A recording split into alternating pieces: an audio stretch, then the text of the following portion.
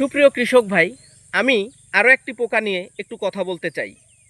দেখেন, এটা আমরা দেখে চিনি বা বুঝি, এটা হচ্ছে মাছকাটা, বাইলকাটা বা কুশিকর্তনকারী পোকা, যেটাকে আমরা মাজরা পোকা নামে চিনি, বাইলকাঠি পোকা নামে চিনি। আসলে এই পোকাটা কখনো আমরা দেখিও না, এই পোকাকে ক্ষতি করে তাও বুঝি না।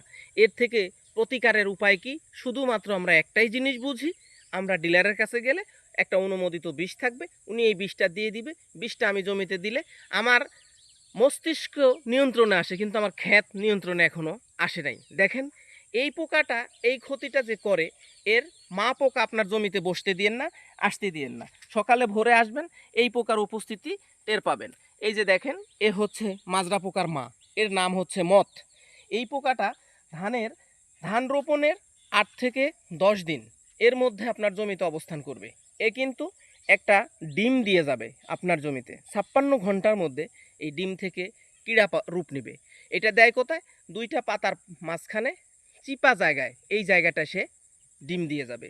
56 ঘন্টার ডিম ফুটে এটা 56 দিন পর্যন্ত আপনার ফসলের ক্ষতি করে থাকে। এই পোকাটা এই যে দেখেন উড়ে চলে গেল, একটা সময় এই কীড়া আবার এই প্রজাপতিতে রূপ পাবে। তাই আশা রাখবো আপনি আপনার প্রতি বিঘা জমিতে 12 থেকে 14টা কাঠি পুঁতে এই পোকাকে আপনি পাখিকে খাওয়ার পর পরিবেশ করে দিন। আপনার জমিতে ওষুধ প্রয়োগের পরিমাণ কমে যাবে অনেক অংশে। তাই আশা রাখবো আপনি শুধু তান্ত্রিক ব্যবস্থা নয়, যান্ত্রিক ব্যবস্থার দিকে আমরা যদি অগ্রসর হতে পারি, তাহলে আমরা